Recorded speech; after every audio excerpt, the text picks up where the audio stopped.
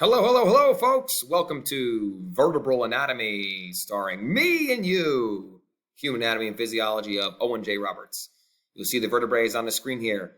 It is located in multiple sections. The first section of the neck is called cervical. The next is called thoracic. The next is called lumbar, following sacrum, and then the coccyx, which is your tailbone. We'll go into detail on that very shortly.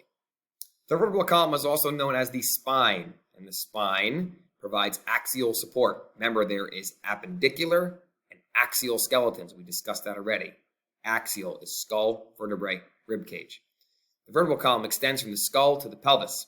There are 26 single vertebral bones separated by intervertebral discs made of something called nucleus propulsus. We'll get to that soon too.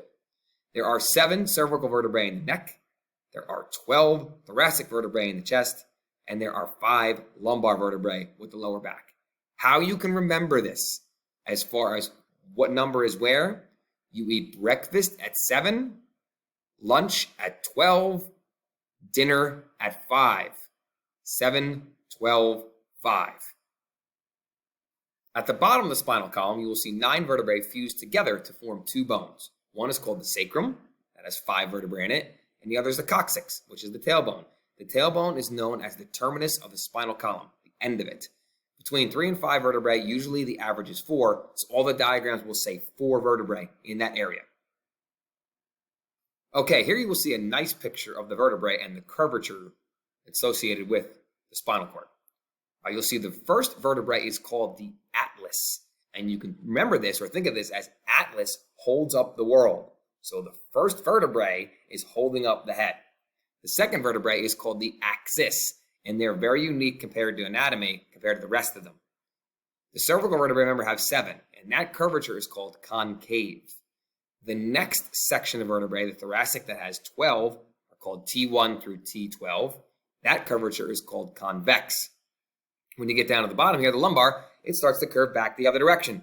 Excuse me. That is called concave. And then the sacral vertebrae is convex. So concave, convex, concave, and convex. Those are the proper curvatures of the spine. And you'll notice that these little parts that stick out here are called the spinous process. The transverse process are the ones on the sides. And the intervertebral discs are in between. The intervertebral foramen are the holes that are between here. And foramens are holes in bones, which we will or have already seen in the skull.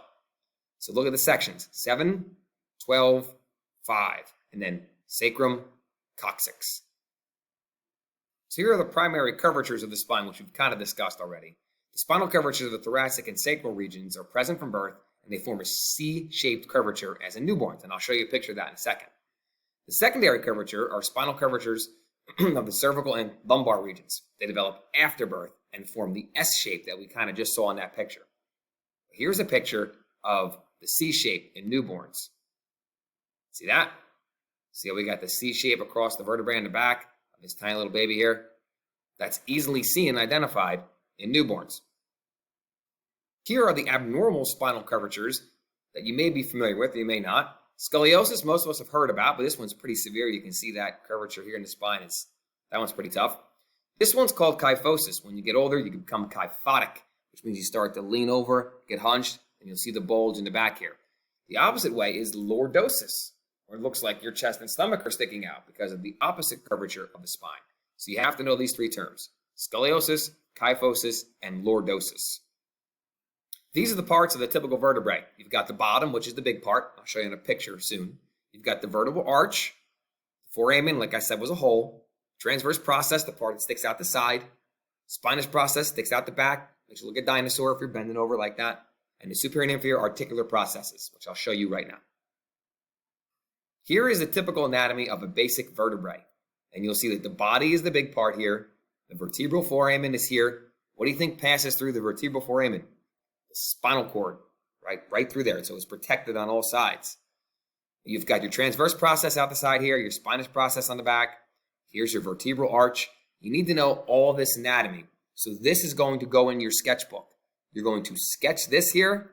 You're going to put it in your sketchbook. Because you have to know the different parts of the anatomy. Or you can find a picture and label it however you want to do it. But make sure that you know the anatomy of this one. Well, that's all for the vertebrae section. If you have any questions, let me know. Come on back in. We'll talk about it.